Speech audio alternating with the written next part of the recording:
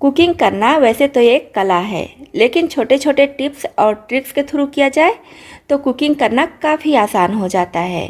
अगर आप बिगनर हैं, आपको किचन का काम करने में काफ़ी दिक्कत आती है, तो इसी को देखते हुए मैं कुछ छोटे छोटे टिप्स एंड ट्रिक्स लेकर आई हूँ जो आपको बहुत पसंद आएंगे, जिससे आपके रोज़ का काम करना काफ़ी आसान हो जाएगा और आपके पास ढेर सारे समय भी बचेंगे।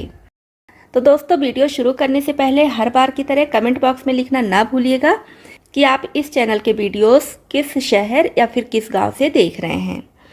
तो चलिए देख लेते हैं आज की सबसे पहली टिप। जब भी आप उपमा बनाइए तो उपमा के लिए पानी पहले से ही गर्म कर लीजिए, और जब पानी अच्छे से गर्म हो जाए तब इसमें डाल दीजिए 2 छोटा चम्मच चीनी, और चीनी के घुलने के बाद फ्लेम ऑफ करके इसमें डाल दीजिए 1 नींबू का रस। अब ये पानी आप उपमा में डालिए, इससे आपका उपमा बहुत ज़्यादा स्वादिष्ट बनेगा और बिल्कुल खिला खिला बनेगा।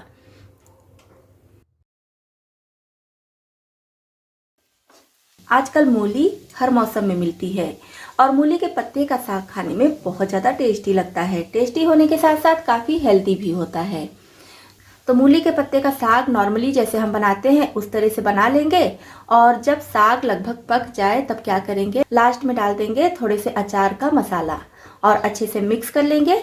तो इस तरह से जब आप मूली के पत्ते का साग बनाएंगी तो देखेंगे इसका स्वाद बहुत ज़्यादा बढ़ जाता है। तो एक बार इस टिप को आप भी ट्राई कीजिए, फिर कमेंट बॉक्स में लिखकर बताइए कि आपको ये टिप कैसी लगी। गोभी की सब्जी खाना हम सभी को बहुत पसंद होता है, लेकिन जब भी गोभी की सब्जी बनाइए तो गोभी को पहले काट लीजिए। जिस भी शेप में आपको काटना है उस शेप में काट लीजिए। चाहे तो रसेदार सब्जी बनाइए, सूखी या फिर भुजिया, जो भी बनाइए। चाहे तो पराठे भी बना रही हैं तो भी गोभी को आप अपने हिसाब से काट लीजिए। और गोभी के फूल के साथ साथ इसकी ये डंडी भी सब्जी में ज़रूर डाल दीजिए। ये काफ़ी ज़्यादा हेल्दी भी होता है, इसमें कैल्शियम भरपूर मात्रा में पाया जाता है और ये खाने में भी टेस्टी लगता है। उसके बाद इसको हमें रख देना है किसी बड़े बर्तन में। इसमें डाल देंगे हल्का गर्म पानी, क्योंकि कभी कभी गोभी में बहुत छोटे छोटे कीड़े होते हैं जो हमें नहीं दिखते हैं। हर बार तो ऐसा नहीं होता है, लेकिन कभी कभी होता है। तो गर्म पानी से क्या होगा, जब हम गर्म पानी गोभी में डाल देंगे तो चाहे छोटे कीड़े हों या बड़े, वो सारे ऊपर आ जाते हैं, गोभी के फूल के ऊपर दिखने लगते हैं, या तो फिर बर्तन के साइड में यहाँ पर आकर चिपक जाते हैं। तो इसलिए गर्म पानी जब भी आप गोभी की सब्जी बनाइए तो उसमें ज़रूर डालिए। जब भी आप सत्तू भरा पराठा बनाती होंगी तो देखती होंगी कि पराठे बनाने के बाद कितना भी तेल या घी लगा लीजिए, पराठे टाइट होने लगते हैं। तो क्या कीजिए, जब भी आप सत्तू भरे पराठे का डो लगाइए तो पानी के साथ उसमें थोड़ा सा दूध मिला लीजिए, क्योंकि नॉर्मली जब हम सिर्फ पानी से डो लगाते हैं तो आप देखती होंगी सत्तू भरे पराठे टाइट हो जाते हैं। दूध के साथ जब हम इसका डो लगाएंगे तो बिल्कुल भी टाइट नहीं होगा, चाहे जितनी देर तक आप रखे रहिए। दूसरी बात यह है कि जब भी इसका डो आप तैयार कीजिए तो एकदम मुलायम तैयार कीजिए। मुलायम डो तैयार करने से 2 फायदा होगा। एक तो स्टफिंग भरने में आसानी होगी, चाहे जितना स्टफिंग भर लीजिए, और दूसरा आपका पराठा भी टाइट नहीं होगा, काफ़ी लंबे समय तक मुलायम रहेगा। तो इस टिप को एक बार आप भी ज़रूर अपना कर देखिए। जब भी हमें रोटियां बनानी होती हैं तो हम आटे से डो थोड़ा पहले ही लगा कर रख लेते हैं, और अगर रोटियां बनाने में थोड़ा समय लग जाता है, मतलब कि खाना खाने के लिए कोई तैयार नहीं है, 1-2 घंटे रुकना पड़ जाता है, तो देखते हैं कि आटे के ऊपर पपड़ी पड़ जाती है। तो अगर इस तरह की समस्या आपके साथ आती है, डो आप लगा ली हैं और अभी खाना खाने के लिए कोई तैयार नहीं है, यानी कि अभी रोटियां बनाने में समय है, तब क्या कीजिए, एक बाउल लीजिए और बाउल में हल्का सा तेल या घी लगा लीजिए। अब इस गुदे हुए डो को इसमें रख दीजिए।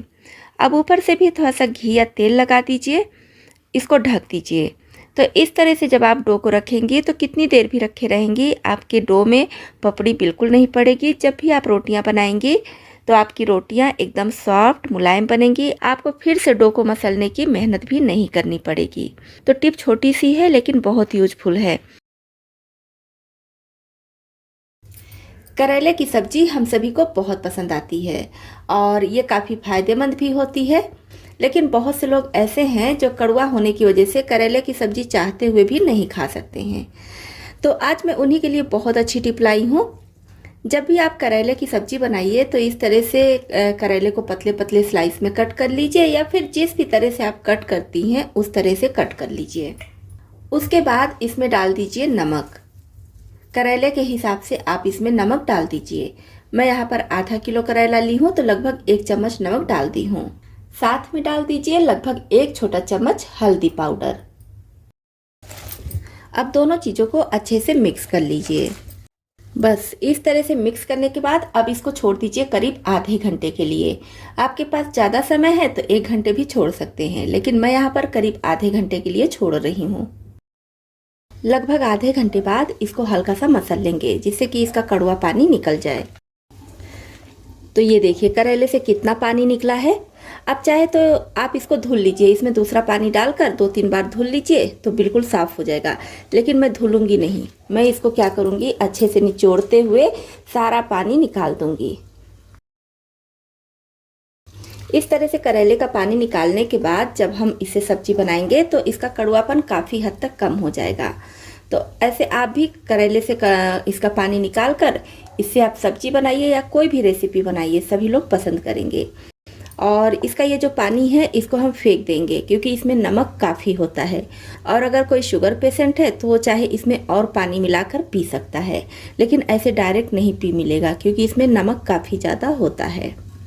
तो करेले के कड़वेपन को निकालने के लिए इस टिप को आप भी ज़रूर अपनाएं। सॉफ्ट और एकदम मुलायम रोटियां बनाने के लिए डो लगाते समय बस थोड़ा सा ध्यान रखिए। जैसे हम नॉर्मली डो लगाते हैं उस तरह से डो लगा लेंगे और उसके बाद वीडियो में दिखाए अनुसार इस तरह से डो को फैला देंगे। उसके बाद इसके ऊपर थोड़ा सा पानी का छींटा मार देंगे, लगभग 1 छोटा चम्मच के करीब पानी का छींटा मार दीजिए। इसको ढककर आधे से 1 घंटे के लिए रख दीजिए। कम समय है तो सिर्फ 15 मिनट भी रख सकती हैं, तो मैं यहाँ पर सिर्फ 15 मिनट के लिए ही ढककर रखी हूँ। अब 15 मिनट के बाद फिर से हम डो को अच्छे से मसल लेंगे। अब इस तरह से मसले हुए डो से जब आप रोटियां बनाएंगी तो आपकी रोटियां एकदम सॉफ्ट बनेंगी, काफ़ी लंबे समय तक सॉफ्ट भी रहेंगी। और वहीं अगर आप एक ही साथ डो बनाकर और तुरंत ही रोटियां बनाने लगेंगी तो आपकी रोटियां हार्ड बनती हैं, साथ ही साथ उसकी किनारी भी फटने लगती है। तो सॉफ्ट और एकदम मुलायम रोटियां बनाने के लिए इस टिप को आप भी ज़रूर अपनाइए। भुजिया या फिर सूखी सब्जी हम सभी के घरों में बनती है। तो जब भी आप भुजिया या फिर सूखी सब्जी बनाइए तो सब्जी जब बन जाए, गैस फ्लेम ऑफ करने के बाद उसमें डाल दीजिए थोड़ी सी रोस्टेड कसूरी मेथी। इस तरह से हथेली में लीजिए और क्रश करते हुए डाल दीजिए। उसके बाद धनिया पत्ती, गरम मसाला जो भी आपको डालना है सब डाल दीजिए। तो इस तरह से जब आप थोड़ी सी कसूरी मेथी किसी भी सब्जी में डाल देंगी तो सब्जी का स्वाद बहुत ज़्यादा बढ़ जाता है। तो इस टिप को एक बार ज़रूर ट्राई कीजिए और फिर बताइए कि आपको ये टिप कैसी लगी। वैसे तो चावल हम सभी के घरों में बनता ही है, लेकिन चावल का मेज़रमेंट जो है बहुत से लोगों को नहीं पता है। ऐसा नहीं है कि सभी को नहीं पता है, लेकिन कुछ लोग या बिगनर हैं उनको नहीं पता होता है, क्योंकि कई सारे कमेंट्स आते हैं कि मैं चावल बनाती हूँ तो गीले हो जाते हैं या फिर टाइट हो जाते हैं। तो आज मैं बहुत आसान तरीका बता रही हूँ, बहुत बढ़िया मेज़रमेंट बता रही हूँ जिससे आपके चावल एकदम परफेक्ट बनेंगे। तो जैसे मैं यहाँ पर 1 ग्लास चावल ली हूँ और ये अरवा चावल है। तो 1 ग्लास चावल को पहले हम अच्छी तरह से साफ़ करके प्रेशर कुकर में डालेंगे या फिर किसी भी बर्तन में। चावल को अच्छी तरह से 2 से 3 पानी से धुल लेंगे। तो जैसे 1 ग्लास चावल है तो इसमें हम 1.5 ग्लास पानी डालेंगे और इसको बंद करके रख देंगे 1 घंटे के लिए। अगर आपके पास समय कम है तो आधे घंटे भी रख सकती हैं, लेकिन 1 घंटे रखेंगे तो और ज़्यादा अच्छा होगा। तो इसको हम 1 घंटे के बाद गैस पर चढ़ाएंगे और सिर्फ 1 सीटी आने देंगे। 1 सीटी में ही हमारा चावल बहुत अच्छे से बन जाएगा, ना तो गीला होगा और ना ही कच्चा रहेगा। तो देखिए चावल का एक एक दाना एकदम अलग अलग है, एकदम खिला खिला है। तो बस आप मेज़रमेंट का ध्यान रखिए। 1 गिलास चावल के लिए 1.5 गिलास पानी लीजिए तो आपका चावल भी एकदम परफेक्ट बनकर तैयार होगा। जब भी कोई रसेदार सब्जी बनाइए, चाहे प्रेशर कुकर में चाहे कढ़ाई में, तो इसमें जो पानी आप डालिए वो गरम डालिए। इससे सब्जी का स्वाद तो बढ़ता ही है, साथ ही साथ सब्जी में कलर भी बहुत बढ़िया आता है। कभी कभी जब हम रोटी बनाते हैं तो सबसे पहली रोटी जो बनाते हैं वो तवे में चिपक जाती है। तो इसके लिए क्या करेंगे, तवे पर डाल देंगे थोड़ा सा नमक। इस तरह से गरम तवे पर थोड़ा सा नमक डालकर हम फैला देंगे और उसके बाद नमक को निकाल लेंगे। फिर हम पहली रोटी तवे पर डालेंगे तो रोटी बिल्कुल भी नहीं चिपकेगी। चाहे पहली रोटी हो या पूरी रोटी बन जाएगी, एक भी रोटी आपकी तवे पर नहीं चिपकेगी।